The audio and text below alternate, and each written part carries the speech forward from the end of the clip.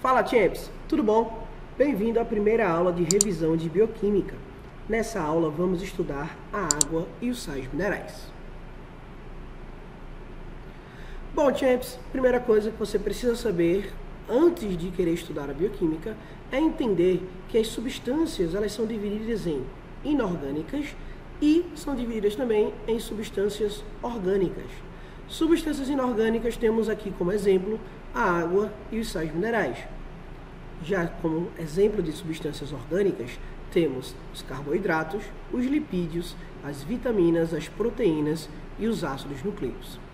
Então, para uma substância ela ser considerada substância orgânica, ela tem que ter na mesma molécula carbono e hidrogênio. Por exemplo, aqui na água, qual é a fórmula da água, champs? Você já sabe, H2O, ou seja, tem apenas o hidrogênio.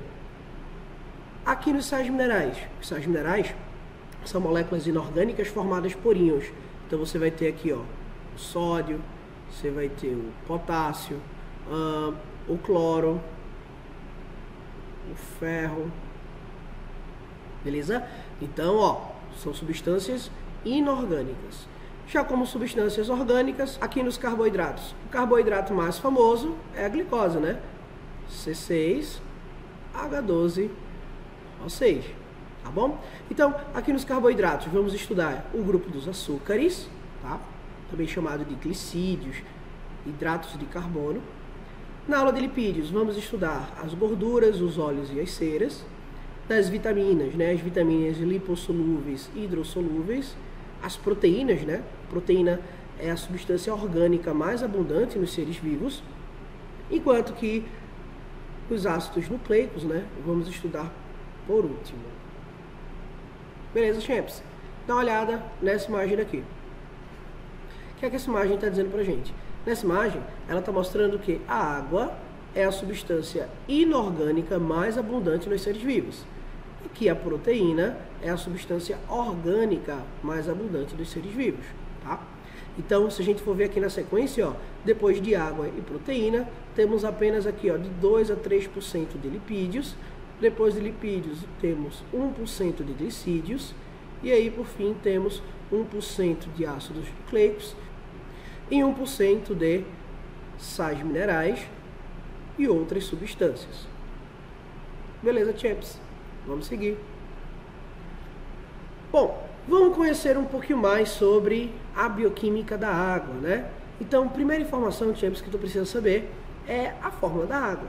Então, a água ela é formada por hidrogênio, né? 2 hidrogênios e 1 oxigênio. Essa ligação que está acontecendo aqui, ó, deixa eu mudar aqui a cor.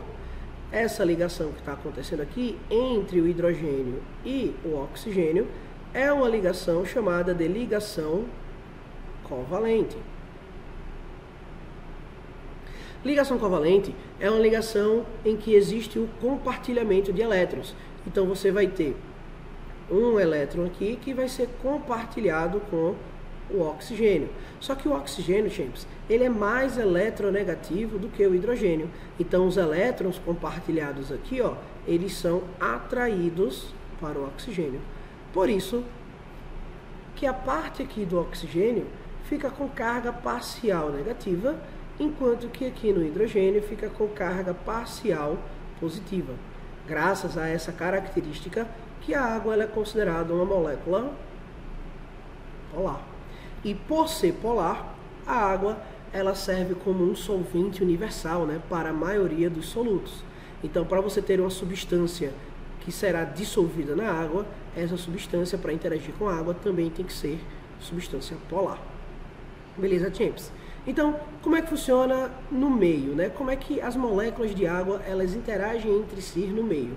Observa aqui essa imagem agora.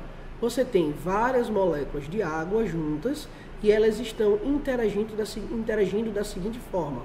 A parte positiva de uma molécula de água está interagindo com a parte negativa de outra molécula de água. Essa interação que está acontecendo aqui, ó, ela é chamada de ligação de hidrogênio ou ponte de hidrogênio. Beleza, champs? Então, por exemplo, você vai ter sempre esse padrão aqui, ó. A parte positiva interagindo com a parte negativa. Ó. o oxigênio, negativo, interagindo com o hidrogênio, que é positivo. Tudo bom, champs? Vamos seguir. Bom, existem algumas características, né, algumas propriedades da água que merecem um maior destaque aqui. Por exemplo, coesão. Coesão é a capacidade das moléculas de água se manterem unidas por pontes de hidrogênio. Já a adesão é a capacidade das moléculas de água se manterem aderidas, né, a superfícies que são polarizadas. Vamos usar como exemplo aqui, ó, o transporte de água nas plantas. Então, a água, champs, ela é transportada nas plantas por vasos chamados de xilema. Na aula de botânica vamos ver um pouquinho mais sobre isso. Então, vou riscar aqui, eu vou destacar para vocês o xilema. Olha como é que a água, né, está se comportando dentro desse xilema.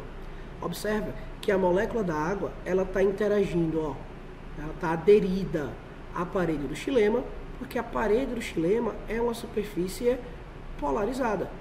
Então aqui temos a propriedade de adesão. E observe também que as moléculas de água, elas estão interagindo entre si, ó, coesas entre si. Temos aqui o exemplo de coesão. Essa coesão formada pelas pontes de hidrogênio, enquanto que aqui na adesão ela está aderida às superfícies que são polarizadas. Bom, a água ela também vai apresentar um elevado calor específico e um elevado calor latente. Essa característica, né, de elevado calor específico e elevado calor latente, ela vai dar a propriedade da água de impedir variações bruscas de temperatura nos seres vivos. Por exemplo, você lembra aí o que é calor específico, champs? Se não lembra, olha isso daqui. Vamos imaginar que aqui, ó, temos uma poça de água. Nessa poça de água temos aqui, sei lá, vamos imaginar 1 grama de água. Tá? Pronto. E esse 1 grama de água que está aqui tem 20 graus. Calor específico é a quantidade de calor necessária, de energia necessária que eu devo colocar ou remover para mudar em 1 grau 1 grama. Por exemplo, se eu vou colocar calor, se eu vou colocar energia aqui nessa pocinha de água, eu vou aumentar em 1 grau essa temperatura. Vou aumentar aqui para 21 graus. Então, calor específico é a quantidade de calor necessária que eu estou colocando aqui para aumentar em 1 grau 1 grama. E se eu quiser diminuir, é a mesma coisa, só que a diferença é que eu vou ter que retirar calor. Então, calor específico, a quantidade de calor necessária que eu devo remover de 1 grama para diminuir em 1 grau aquela temperatura. Tá certo? E o que é o calor latente? Bom, o calor latente é se você quiser mudar de estado físico, né? Por exemplo, você tem aqui essa pocinha de água. Então, é a quantidade de calor necessária que você deve retirar ou colocar para poder transformar a água, né? Mudar o estado físico da água. Então, digamos, se você colocar calor aqui, se você colocar energia aqui, você vai transformar essa pocinha de água aqui, né, em água no estado gasoso. Pronto. Agora, se você for remover calor daqui, você vai transformar essa poça de água em gelo, representando aqui pelas pedrinhas de gelo. Então, essa mudança de estado físico aqui representa o calor latente. Tá? E aí, graças a esse elevado calor específico, esse elevado calor latente, isso vai impedir uma variação brusca de temperatura nos seres vivos. Tá bom? Bom, seguindo, falando um pouquinho agora de sais minerais. Os sais minerais são substâncias inorgânicas formadas por íons que vão garantir um bom funcionamento celular. Então vamos conhecer aqui alguns sais minerais. Começando pelo cálcio.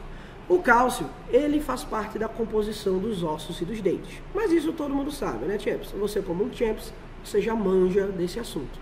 Agora, o que geralmente as pessoas esquecem é o papel que o cálcio tem aqui, ó, na contração muscular e o papel que o cálcio tem na coagulação do sangue. Tá? Então, como muita gente acaba esquecendo desse detalhe, algumas questões podem cobrar isso daqui de vocês. Beleza? O próximo sal mineral, né, vamos ver dois juntos, que é o sódio e o potássio.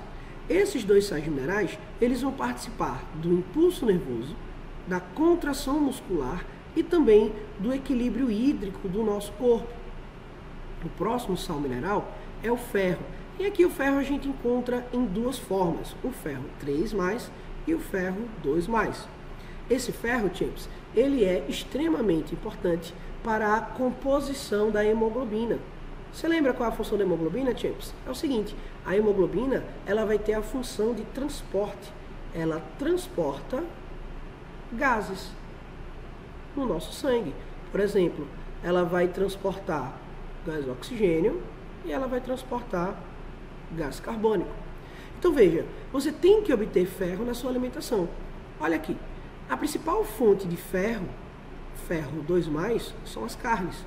E a principal fonte de ferro 3+, são os vegetais. Você sabe a diferença, né? Qual a relevância, né? Qual a diferença entre o ferro 2+ e o ferro 3+? Bom, a diferença é o seguinte, o ferro 2+, aquele ferro que a gente encontra nas carnes, é um ferro que tem uma maior taxa de absorção. Ou seja, o nosso corpo, ele consegue absorver com a maior facilidade. Nosso corpo, ele consegue absorver o ferro também, tá bom, champs? Mas a taxa de absorção do ferro 3+, ele é um pouco menor se comparada com o ferro 2+. Por isso, champs, ó, que naquelas feijoadas, né, você pode encontrar fontes de vitamina C, né, como por exemplo aqui esse pedacinho de laranja, porque a vitamina C, ela tem a função de transformar o ferro 3+ em ferro 2+. Então, por exemplo, no feijão, né, que você está consumindo lá, ele é rico em ferro 3+. E aí essa laranja vai fazer com que esse ferro 3+ lá do feijão seja transformado em ferro 2+ para poder aumentar a taxa de absorção. Beleza? Bom, o próximo sal mineral é o iodo, tá? O iodo ele é extremamente importante para a produção de T3 e T4 na nossa glândula endócrina aqui, ó, chamada de tireoide, tá? Então, a baixa ingestão de iodo, ela pode causar uma doença chamada de bócio, né? Que é quando essa partezinha aqui, ó, do teu corpo fica muito inchada devido ao crescimento excessivo da tua tireoide. E o último sal mineral que vamos ver é o flúor. O flúor, ele é extremamente importante para a proteção dos nossos dentes, né? Ele forma como se fosse uma camada de proteção em volta dos nossos dentes e impede a proliferação de micro-organismos. Beleza, champs? Bom, essa foi a nossa primeira aula de revisão de bioquímica. Falamos um pouquinho sobre algumas características da água e dos sais minerais. Então é isso, champs. Até a próxima. Tchau, tchau.